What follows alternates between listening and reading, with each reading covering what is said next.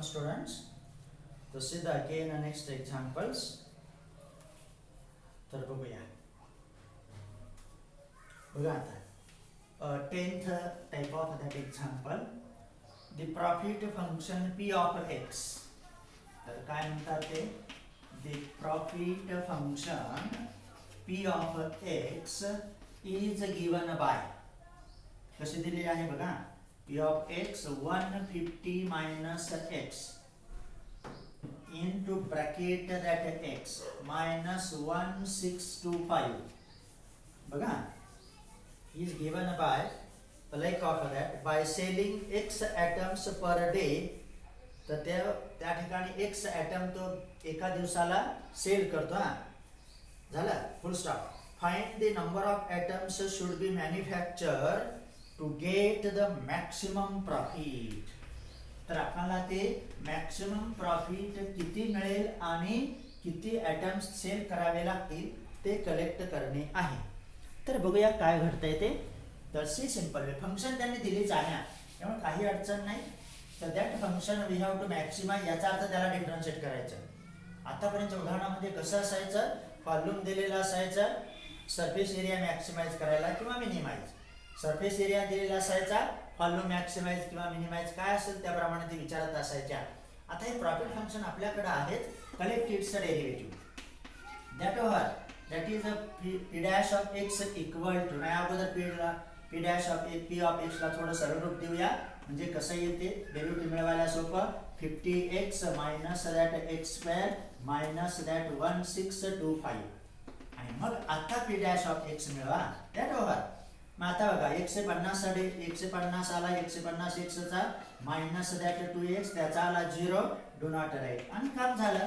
एकच येते stationary value, equate that P dash of X equal to 0, therefore 150 minus 2x equal to 0, याचा अर्थ 2x equal to 150 आणि मग x इक्वल टू आलं 75. तर असे x ॲटम्स आल्या होत. आपण कधी स्वीकारणार, आपल्या सेकंड डेरिव्हेटिव्ह शिवाय नव्हे. आणि आता आहे स्पष्ट आहे बघा तिथं, P double dash of X equal to P of X आहे 150 मायनस 2x, बरोबर आलं -2. कोणासाठीही ती व्हॅल्यू -2 आहे, लेस दॅन 0. याचा अर्थ P double dash of 75 equal to -2 strictly less than 0. आणि मग आपलं ठरलेलं वाक्य, therefore by second derivative test p dash of x equal to 0, म्हणजे p dash म्हणायचं त्या ठिकाणी काही अडचण नाही.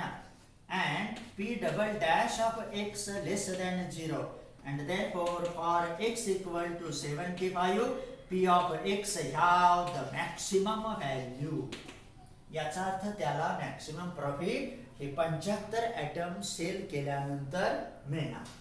आणि तो प्रॉफिट सुद्धा त्यांनी आपल्याला विचारलाय, आणि तो प्रॉफिट आपण मिळू शकतो. पी ऑफ एक्स दिलेली आहे आपल्याकडं.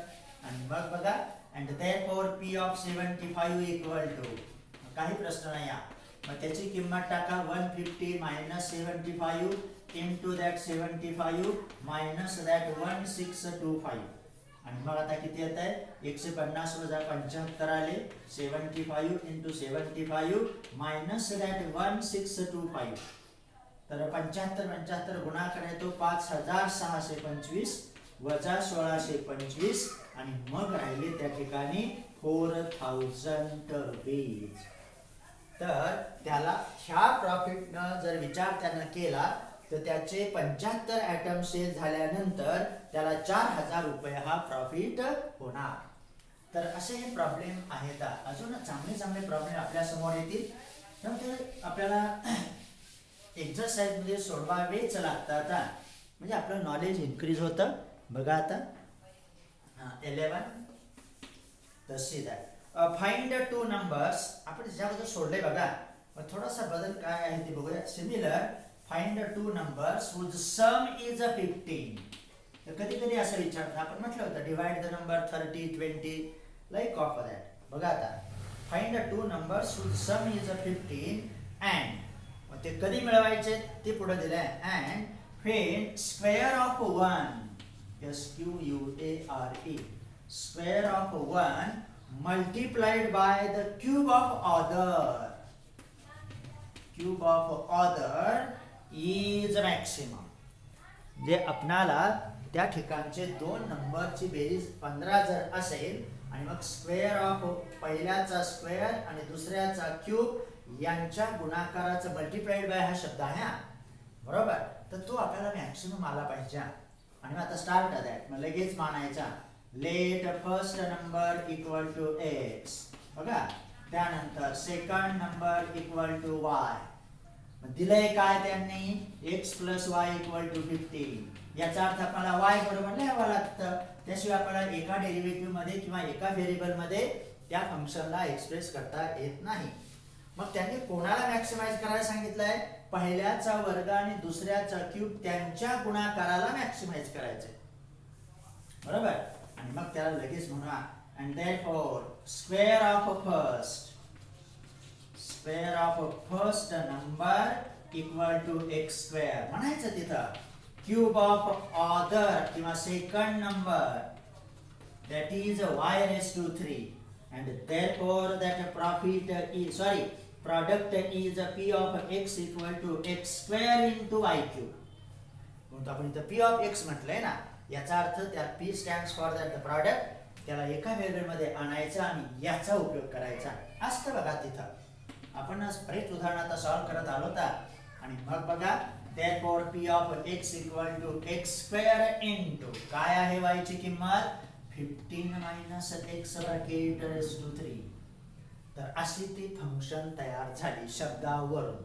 झालं. आणि मग आता आपल्याला त्याला मॅक्सिमाइज करणे आहे. कोणाला?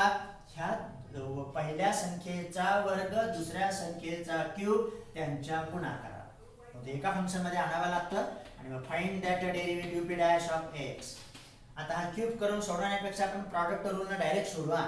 मग पहिली फंक्शन आहे तसे दुसऱ्याचा डेरिव्हेटिव्ह बघा 3 times 15 minus x bracket square आणि परत 15 वजा x चा डेरिव्हेटिव्ह आला तुमचा वजा 1 plus 15 minus x bracket raise to 3 आहे तसा. तर x स्क्वेअर चा डेरिव्हेटिव्ह आला तुमचा 2 मायनस ट्वाइस x. आणि त्याला थोडंसं व्यवस्थित कॉल करायचं कारण आपल्याला परत डेरिव्हेटिव्ह पाहिजे. बघा p dash of x equal हे वजा साइन इकडे घेऊ. इथं मायनस 3x स्क्वेअर आले. 15 मायनस x ब्रॅकेट स्क्वेअर आहे तसे राहिले. परत त्या 2x ला इकडे घेऊ. 15 minus x bracket raise to 3 आहे तसे आले. पण आपल्याला अजून त्याचा परत डेरिव्हेटिव्ह मिळवायचा. थोडंसं व्यवस्थित घ्यायचं, बाकी काही नाही. आणि त्यानंतर मग आता परत आणखी इथं काहीतरी कॉमन येतं या. तर ते जेवढं शक्य आहे तेवढं कॉमन घेण्याचा प्रयत्न करू. म्हणजे आपल्याला इक्वेट टू 0 ला व्यवस्थित मिळेल. तर इथं x आहे बघा आणि इथं 15 मायनस x ब्रॅकेट स्क्वेअर आहे. मग x आणि 15 मायनस x ब्रॅकेट स्क्वेअर ला कॉमन घेऊ. कोण कोण सामायिक घेणार आपण? इथून x एक आहेत ना इथून x आणि इथून एवढे. आता इथं किती शिल्लक राहिले तुमचे? Minus 3 times x. याच्यातला x आला. 15 मायनस x स्क्वेअर कॉमन आले. इथला प्रश्न मिटला. प्लस दॅट हे दोन राहिले. 15 मायनस x स्क्वेअर कॉमन घेतले म्हणजे इथं 15 मायनस x राहिले. म्हणजे आपल्याला परत पुढं डेरिव्हेटिव्ह मिळवायला पण सोपं जायला. That is equal to x into bracket 15 minus x bracket square into. आता इथं किती राहतात बघा. तर याचे विस्तार करूया, स्टेप बाय स्टेप जाऊ. Plus that 30 minus that of the 2x. तर बरोबर मिळेल बघा. त्यानंतर आपल्याला ते अनुभवल्याशिवाय काही खरं नाही. त्या ठिकाणी एक मिनिट. हा बरोबर आहे, पण मायनस 3x ठेवलेतच. आणि आता इथं किती आले? वजा 3x वजा 2x वजा 5x plus that is minus 5x plus that 30. आणि मग हा झाला p डॅश ऑफ x. डेरिव्हेटिव्हला आपण याचा उपयोग करू किंवा याचा उपयोग करू, कुणाचाही केला तरी चालेल. पण हे मिळवण्यासाठी आपल्याला हे पाहिजे to get that the stationary points. झालं. आणि मग आता बघा therefore equate that p dash of x equal to 0 कारण त्या फंक्शनला आपल्याला मॅक्सिमाइज करायचंय. आता काय काय घडते बघा. इथं x into bracket 15 minus x bracket square minus 5x plus that 30 that is equal to 0. मग तिघांचा गुणाकार 0 आहे. याचा अर्थ x बरोबर 0 असणार किंवा 15 मायनस x बरोबर 0 असणार किंवा 5x minus 5x plus 30 equal to 0 असणार. मग याच्यातलं कोण कोण शक्य आहे बघा x इक्वल टू 0 शक्य आहे का? नाही, नाहीतर विभाजनच नाही ना होणार. एकच नंबर तुम्हाला 15 मिळेल. मग आता समजा मी x ची किंमत जर 15 घेतली तरी एकच नंबर मिळतोय. याचा अर्थ x equal to 0 15 minus x is not possible. x equal to 0 and x equal to 15 is not possible. का शक्य नाही ते? कारण तसं त्याचं विभाजन मिळत नाही. बरोबर, x ची किंमत 0 घेतली तर 15च राहतात आणि x बरोबर 15 घेतले तर 15च राहतात. म्हणजे दोघांमध्ये विभाजन होतंय का? दोन नंबर मध्ये नाही होत. मग याचा अर्थ याच्या बरोबर आपला स्टेशनरी पॉइंट घ्यावा लागेला. and therefore -5x plus 30 equal to 0 मिळालं. -5x equal to -30 and therefore x equal to 6. तर is a stationary point. तर असा तो स्टेशनरी पॉइंट आला. बरोबर. मग आता आपल्याला डेरिव्हेटिव्ह घ्यायला कुठलं सोपं आहे त्याचा विचार करणं भाग आहे. तर इथं आपणाला त्याचा परत डेरिव्हेटिव्ह घ्यायचा. परत घेऊ, काय हरकत नाही. तर इथं आलो आपण p डॅश ऑफ x ला, यालाच घेऊ म्हणजे थोडंसं व्यवस्थित मिळेल. तर बघू कोणाला घ्यायचं ते. इथं तिघांचा गुणाकार येतोय नाही का. मग आपण त्याला कंसामध्ये घेऊ म्हणजे डेरिव्हेटिव्ह मिळेल. तर बघूया. तर असं ते उदाहरण आहे का. तर सी दॅट नाव. मग इथं स्टेशनरी पॉइंट आला. आता त्याला कधी स्वीकारणार आपण? जर त्याचा सेकंड डेरिव्हेटिव्ह हा मॅक्सिमाइज करायचा म्हणजे लेस दॅन 0 आला पाहिजे. मग आता p dash of x equal to, तर त्यात थोडा वेळ आपण त्या x ला इनसाइड घेऊ. म्हणजे वर्गामध्ये यायचं म्हटल्यानंतर 15x² minus that x raise to 3 bracket square येणार. कसं लक्षात आलं? ह्या x ला जर याच्यामध्ये घ्यायचं म्हटलं तर ते वर्गमूळ नाही घेता येणार नाही का. मग आपण त्या ठिकाणी बघा इथं घेता येते का बघूया. हा, येईल घेता येतं. तर याला थोडंसं क्लिअर करू. किंवा दोनच गुणाकारामध्ये येते ना. परत इथे एक गुणाकार आहे तिथे एक गुणाकार आहे. असू द्या, काय फरक नाही. मग आता असं येऊ -3x² into 15 minus x bracket square plus 2x into 15 minus x bracket raise to 3. आता त्याचा p डबल डॅश घेऊ. येऊ द्या, काही हरकत नाही. therefore p double dash of x equal to, एकेकाचा विचार करा. आता हे वजा 3 आपले आहे तसे ठेवूया. मग x² आहे तसं आणि 15 मायनस x चा ब्रॅकेट स्क्वेअरचा डेरिव्हेटिव्ह परत किती आला? 2 टाइम्स 15 मायनस x इंटू -1. बरोबर. त्यानंतर प्लस साइन. आता 15 मायनस x ब्रॅकेट स्क्वेअर आहे तसं, तर x² चा डेरिव्हेटिव्ह आला तुमचा 2x. हे वजा 3 आपण कॉमन घेतलेले आहेतच. बरोबर मिळेल बघा. त्यानंतर प्लस, आता ह्या गुणाकाराचा आला. आता ह्या गुणाकाराचा घेऊ. त्याच्यातले दोन कॉमन घेतले. परत x आहे तसं 15 minus x bracket raise to 3 चा डेरिव्हेटिव्ह 3 टाइम्स 15 मायनस x आणि परत त्या 15 मायनस x चा आला वजा 1. तर हे थोडंसं काळजीपूर्वक घ्यावं लागेल. 3 times 15 minus x² into -1 plus, आता 15 minus x bracket raise to 3 आहे तसं, तर 2x चा आला त्या ठिकाणी 2. बघा बरोबर आलं. बघा x आहे तसं इथं आलो ना आपण. x आहे एक मिनिट आपण ते दोन कॉमन घेतले. x आहे तसं याचा आला इथं 15 मायनस x². x आला 1. काही अडचण नाही. आता त्याला कॉमन वगैरे काही घ्यायचं नाही. डायरेक्ट आपण p डबल डॅश ऑफ 6 मिळूया. and therefore p double dash of 6 equal to, बघा आता काय होतंय ते, -3 इंटू ब्रॅकेट. बघा आता एकेकाची किंमत ठेवायची. x² म्हणजे 36 आले, ब्रॅकेट टाकू. इथं 2 आले. 15 वजा 6 म्हणजे 9 राहिले. इथं वजा 1 आल्या. खात्री करायची आपणाला आता. प्लस, त्यानंतर 15 वजा 6 म्हणजे 9 आले. 6 2 12 झाले. इथं एक कंस प्लस दॅट 2 इंटू ब्रॅकेट परत 6 3 कंसात इथं 3 देतो. परत 15 वजा 6 9 आले. 9 चा वर्ग इथं वजा 1 परत 15 वजा 6 9 चा घन 1 आहे तसंच. तर हे थोडंसं हायर होतं परंतु मिळवावं तर लागेल. झालं. आणि मग आता बघू किती येते ते. वजाच आलं पाहिजे परंतु लक्षपूर्वक. तर 36 2 72 आले. तर अगोदर याचा गुणाकार करू. म्हणजे स्टेप बाय स्टेप व्यवस्थित मिळेल. तर 36 2 72 एका साईडला घ्यायचा आणि 72 गुणिले 9 आहे परत. 9 2 18, एक राहिले 9 7 63 64 648, परंतु वजा -648 झालं. त्यात इथं प्लस साईन आहे. 9 चा वर्ग आला 81, 12 आले इथं 12 रिमेन्स 1, 12 8 96 97 972. तर हा पहिला ब्रॅकेट आला बघा. 12 1 12, 12 8 96 97 972. हे तुम्ही करायला पाहिजे पटपट. त्यानंतर 2 कंसात 9 चा वर्ग 6 3 18, 9 चा वर्ग 81, 81 गुणिले 18 किंवा 81 गुणिले 18 करू. 18 18 आले आणि 18 8 8 8 64 6 8 18 येतात नाही का. तर एक मिनिट त्याच्या सोप्या पद्धतीने जाता येतं का. 81 त्रिक करू. 3 आले 243 आणि परत गुणिले 6, 6 3 18, 6 4 24 25, 6 2 12 14, 1458. कधी कधी साधा पण गुणाकार येत नाही परंतु ते तुम्ही करायला पाहिजे. त्यानंतर इथं आहेत वजा साईड मुळे वजा आले आणि 9 चा क्यूब 81 9, 9 729, 9 9 1 9, 9 8 72. आता हे आल्याशिवाय सांगणं चुकीचं आहे. मग वजा 3 आले.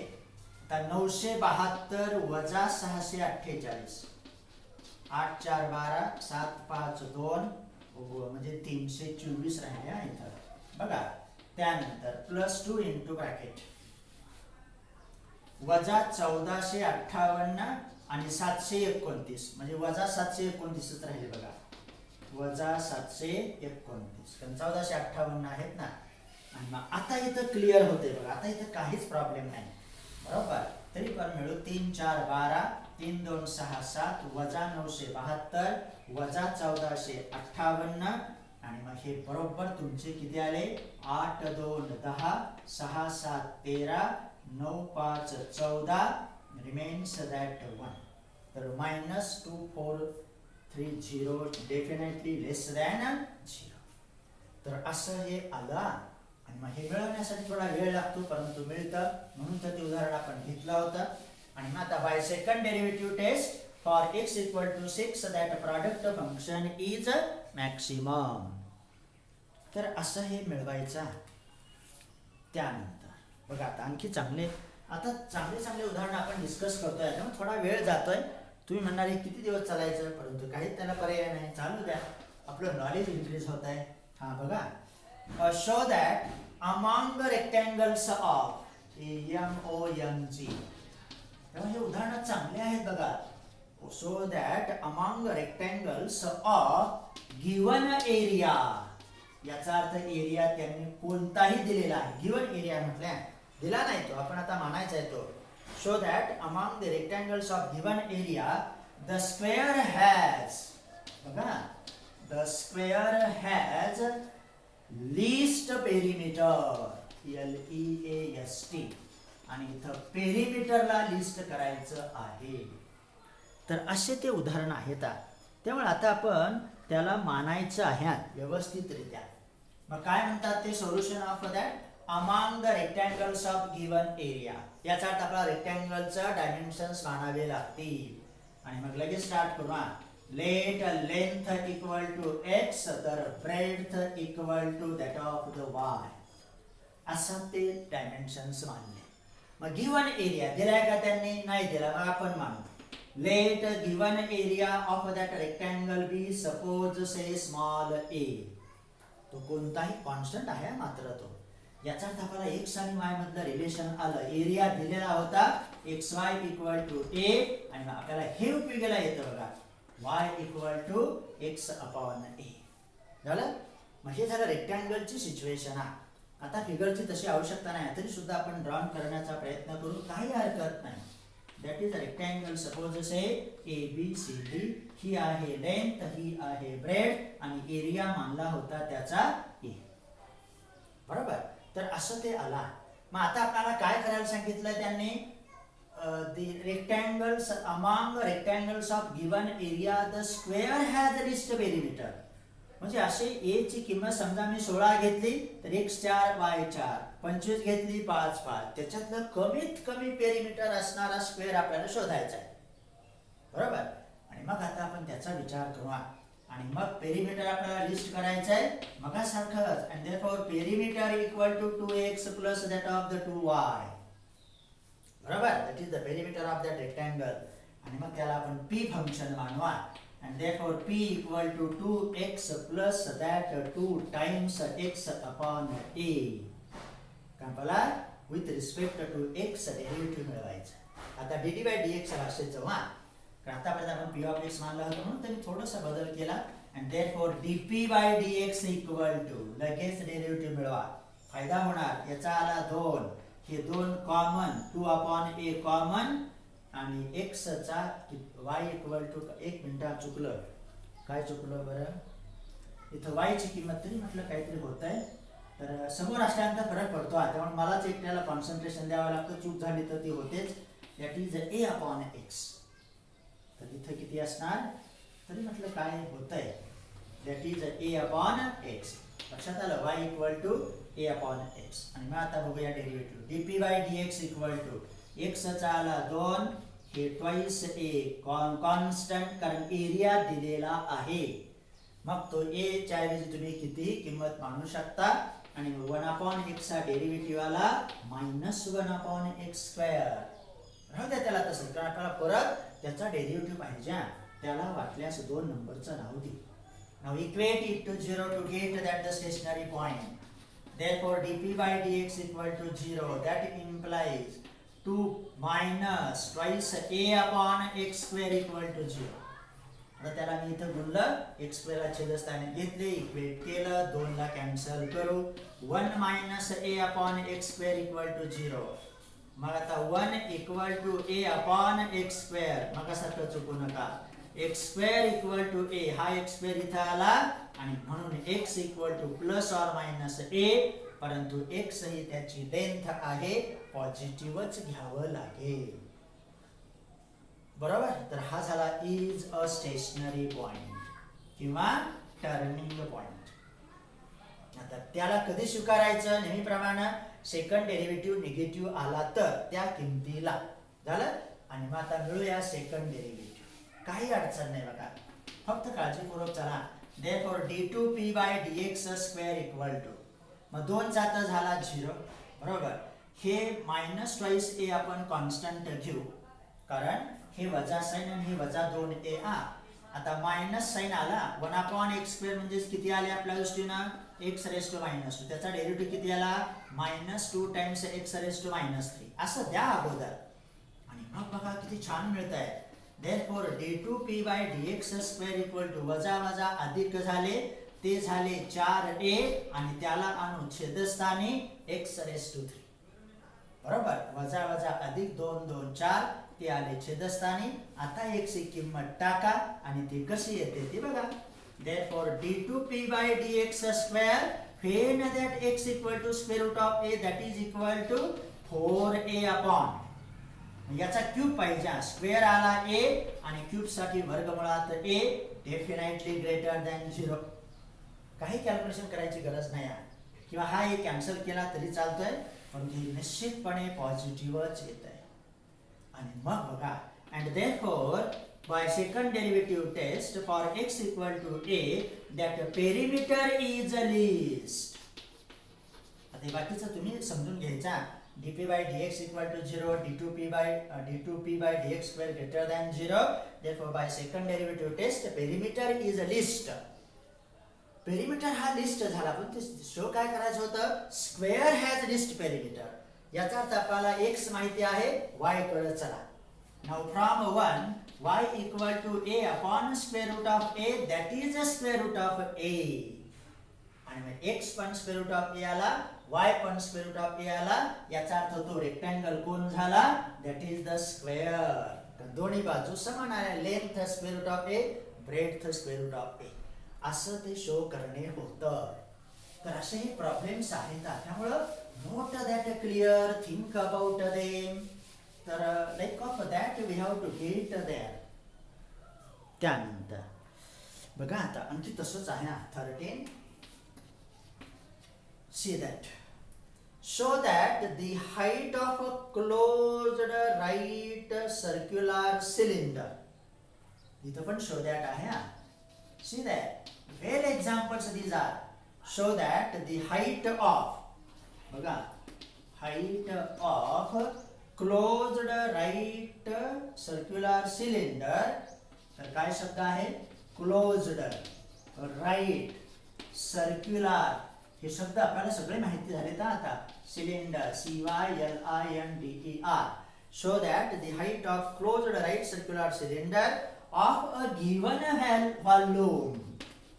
परत इथं सुद्धा मगासारखं व्हॉल्यूम गिवन म्हटलंय या, प्रत्यक्षात ते दिलेलं नाही, आपण ते मानायचंय. म्हणजे व्हॉल्यूम दिलंय या, given volume and least surface area. मगासारखं सोडवायचं आहे. Least do that the surface area. मग आपण त्या पेरिमीटरला लिस्ट केलं, स्क्वेअर दाखवला. आता लिस्ट सरफेस एरिया शो करून काय दाखवायचं ते बघा. Area is equal to its diameter. Equal to its diameter. म्हणजे वाक्य रचना कशी आहे ते प्रॉब्लेम थोडासा काळजीपूर्वक वाचायचा. बरोबर येतं बघा. Show that the height of a closed right circular cylinder of a given volume, बरोबर, and list surface area. दिलेलं आहे व्हॉल्यूम, सरफेस एरिया जर लिस्ट असेल तर त्या सिलेंडरची हाईट ही त्या सिलेंडरच्या बेसच्या डायमीटर इतकी असते. बरोबर. तर असं ते सिद्ध करणे आहे. आणि मग आता ते डायमेन्शन्स आपल्याला मानावे लागतील. मग आता हे प्रॉब्लेम काय आहे तो लक्षात आलाय तुमच्या. तर हाईटला आपल्याला डायमीटर बरोबर दाखवायचं आहे, परंतु केव्हा? व्हॉल्यूम दिलेला असताना, सरफेस एरिया लिस्ट असताना. आणि मग आपण आता त्या सिलेंडरला घेऊया. तर like of that is the cylinder. तर असं ते आहे. त्यामुळे तुम्ही थोडंसं लक्ष ठेवा. आणि मग ही झाली त्याची हाईट, ही झाली त्याची बेस रेडियस. बरोबर. That is the height H, that is the radius R. आणि मग आपल्याला त्याचा सरफेस एरिया पाहिजे. आणि that is the closed cylinder. आपण पाठीमागे एका ओपन सिलेंडरचा विचार केला, त्यावेळेस एवढा सरफेस एरिया घेतला होता, बिलो साइडचा बेस एरिया झाला. आणि मग आता बघा. And therefore let R be the base radius and that H be the height of that closed right circular cylinder. अशा रीतीनं त्याचं हाईट आणि बेस रेडियस मांडले. झालं. तर बघूया आता काय होतंय ते. आणि मग त्याचे सूत्र आपल्याला मिळणं फार गरजेचं आहे. आणि मग आपल्याला माहिती आहे therefore it's volume is base area into height. Base आहे तुमचं सर्क्युलर पार्ट, म्हणजे एरिया आला पाय आर स्क्वेअर, हाईट होती एच, म्हणून व्हॉल्यूम आलं तुमचं पाय आर स्क्वेअर एच. बघा काय आलं ते. आणि देअरफॉर, परंतु व्हॉल्यूम दिलेलं आहे. We have to suppose V equal to A, that is the suppose V1. कारण R आणि H बद्दल रिलेशन आपल्याला पाहिजे. इथं आपण हाईट मध्ये त्याला आणायचं आहे. अँड देअरफॉर, आणि मग बघूया. Therefore pi R square h equal to a. आपण एच ला मिळवा, नाही तर परत वर्गमूळ घ्या वगैरे. That is equal to A upon pi R square. तर हे हाईटचं रिलेशन आला. बघू आता काय होतंय ते. त्याला नाव देऊया 2 नंबर. तर अशा प्रकारे ती हाईट आली. मग आता आपल्याला हे व्हॉल्यूमच्या मूळ सूत्रावरून दिलेल्या व्हॉल्यूम वरून रेडियस मधलं आणि हाईट मधलं नातं आलं. ते नातं माहित असेल तर तुम्ही सरफेस एरिया मिनिमाइज किंवा लिस्ट मिळू शकता. आणि मग आता सरफेस एरिया मिळूया. नाव surface area of closed cylinder म्हणूया. बाकी ते राईट सर्क्युलर वगैरे सगळं असतात. Closed cylinder s equal to, मग काय येणार बरं? कर्व्ड सरफेस एरिया तुमचा काय मिळवला आपण? That is 2 pi R into H. आणि आता क्लोज्ड म्हटल्यानंतर बेस आहे सर्कल, टॉप सुद्धा आहे सर्कल. एका आलं पाय आर स्क्वेअर, वरच्या आलं पाय आर स्क्वेअर, म्हणून झालं त्याचा एरिया 2 पाय आर स्क्वेअर. हे तिसरं महत्वाचं सूत्र आलं. बघा. त्यामुळे हे आपण अनुभवलं पाहिजे. हे उदाहरण तुम्ही सोडले तर त्याचा अनुभव चांगला मिळेल. आणि याला आपल्याला आता मिनिमाइज करायचं. आणि म्हणून आपण त्या एच मध्ये त्याला आणलं. रेडियस मध्ये जर आलं असतं तर आणखी ते अवघड होत असतं. कोणामध्ये या ना आपल्याला काही फरक पडत नाहीये. And therefore that S equal to 2 pi R. आणि आता मी एच ची किंमत टाकतो. किती आहे ती? ए अपॉन पाय आर स्क्वेअर. इथं हे तुमचे 2 पाय आर स्क्वेअर आहे तसेच राहिल्या. आणि जेवढं कॅन्सल होईल तेवढं कॅन्सल करण्याचा प्रयत्न करू. पाय पाय कॅन्सल झाले. 2 टाइम्स ए अपॉन आर, कारण हे आर पण त्याला कॅन्सल झाल्या. पाय कॅन्सल, 2 रिमेन्स, ए रिमेन्स, आर रिमेन्स. आणि हे 2 पाय आर स्क्वेअर आहे तसेच. तर हा झाला सरफेस एरिया, बरोबर. आणि आता त्याला रेडियसनं आपण डिफरन्शिएट करू. And therefore ds upon dr equal to रेडियसच्या संदर्भात, कारण पूर्णपणे s ही r ची फंक्शन झाली आणि हे तुमचा कॉन्स्टंट आहे कारण तो दिलेला व्हॉल्यूमचा भाग आहे. आणि मग twice a upon r square परंतु मायनस, कारण 1 अपॉन r चा डेरिव्हेटिव्ह काय आला? मायनस 1 अपॉन r स्क्वेअर बरोबर मिळेल बघा. इथं आले तुमचे 4 पाय r. With respect to r derivative पाहिजे 2 pi constant twice r 4 pi r equate it to 0. Therefore ds by dr equal to 0. बघा कसा प्रॉब्लेम तयार झाला. That is minus 2a upon r square plus that 4 pi r equal to 0. बरोबर. मग आता घेऊया त्या ठिकाणी काय असेल ते एका साईडला त्याला कलेक्ट करू. Therefore minus 2a upon r square equal to minus 4 pi r. आणि मग वजा वजा कॅन्सल झाले. परत 2 पण कॅन्सल झाले. आता तेवढे कॅन्सल करू. वजा cancel, 2 cancel, a upon r square equal to that of the 2 pi r. बरोबर का? फक्त वजा साइन कॅन्सल केलं, 2 कॅन्सल केलं, a upon r square 2 pi r आले. याचा अर्थ आपणाला a ची व्हॅल्यू मिळत आहे बघा, बरोबर. आणि मग त्याचा विचार आपण नंतर करूया. and therefore हे इक्वेटेड टू 0 मिळाला. मग आता a मिळूया. and therefore a equal to 2 pi r raised to 3. आणि मग त्या r च्या किमतीला किंवा त्या a च्या किमतीला आपला ds by dr 0 कसा यायला पाहिजे? Greater than 0. परंतु याला एक नाव देऊ. आपल्याला r पाहिजे ना, मग rच मिळूया. काही प्रश्न नाही बघा. तर इथं येतो. एक मिनिट. ds आहे ds बाय dr, काही अडचण नाही. आपल्याला आणखी डेरिव्हेटिव्ह पाहिजे. r ची किंमत मिळवू अगोदर. देअरफॉर a इक्वल टू किती आले ते? 2 पाय r रेस टू 3. पण तो r ची किंमत मिळवताना काही अडचण नाही, परंतु 2 पाय r क्यूब आले ना. 2 pi r raise to 3 equal to a. आणि मग याचा आपण उपयोग करूया. त्याला परत पुढचं नाव देऊ 4 नंबर. आणि r रेस टू 3 बरोबर येतंय a अपॉन 2 पाय. फक्त आता ती पॉझिटिव्ह व्हॅल्यू आली पाहिजे. आणि मग आता त्याला परत डिफरन्शिएट आपण करू या ds बाय dr ला. हे होतं तुमचं ds बाय dr. बघा आता ते आल्याशिवाय आपल्याला ती व्हॅल्यू स्वीकारता येत नाही त्या r ची, म्हणजेच त्या a ची. बघूया आता. therefore d2s by dr square equal to minus twice a. आणि 1 अपॉन r स्क्वेअर चा डेरिव्हेटिव्ह बघा आता minus 2 times r raise to minus 3, म्हणजेच minus 2 upon r raise to 3 आले. आणि इथं प्लस 4 पाय, कारण r चा डेरिव्हेटिव्ह आला त्या ठिकाणी 1. तर असं हे बरोबर कलेक्ट झाला. आता r रेस टू 3 ची आपण किंमत टाकू. वजा वजा अधिक 4a झाले.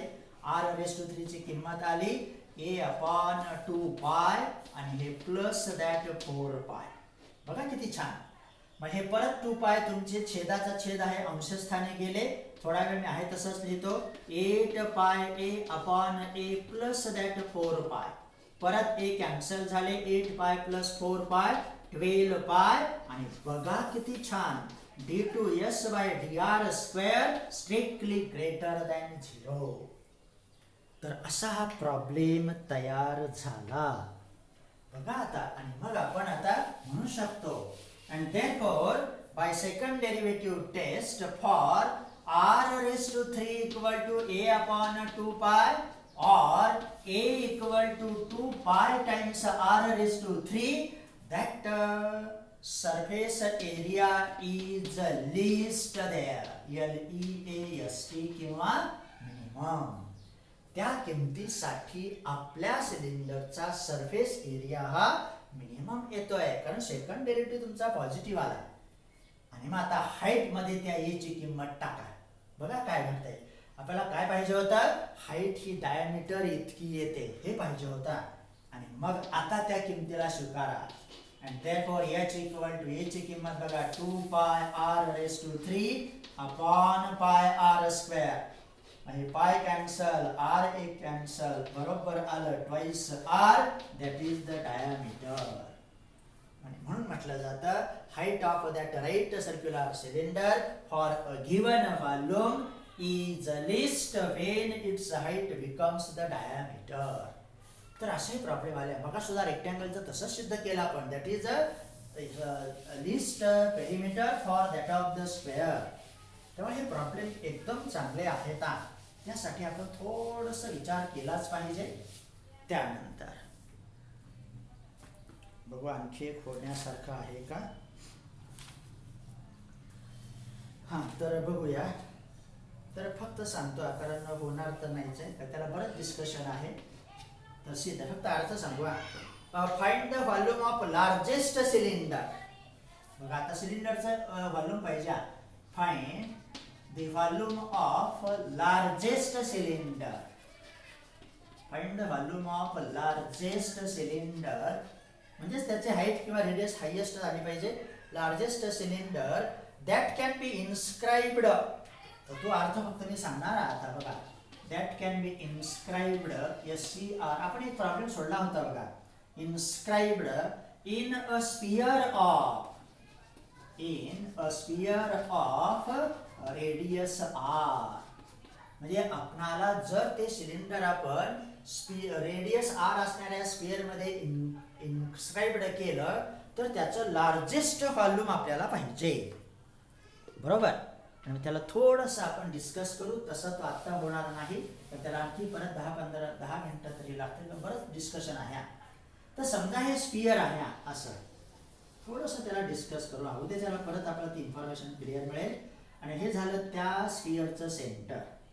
बघा मग आता त्याची रेडियस दिलेली आहे का. स्पियर म्हणजे like of that of the earth, किंवा एखादा क्रिकेट बॉल वगैरे असतो ना, तो आतून पोकळ आहे मात्र. आता इथं 3 डायमेन्शन फिगर आपल्याला काढता येत नाही, हे इमॅजिन करावं लागतं. आणि मग त्याच्यामध्ये आपण इन्स्क्राइब करणारे सिलेंडर. तर असं ते सिलेंडर आपण इन्स्क्राइब करू. बघा बरोबर इथं त्याचा कर्ड पार्ट त्याचं ओपन येतं आणि असं ते आहे. त्या स्पियरला जर आपण थोडंसं व्यवस्थितरित्या कट केलं तर अशा रीतीनं ते सिलेंडर तयार होतं. आणि मग आता बघा, तर इथं त्या सिलेंडरचं सेंटर मानू समजा O.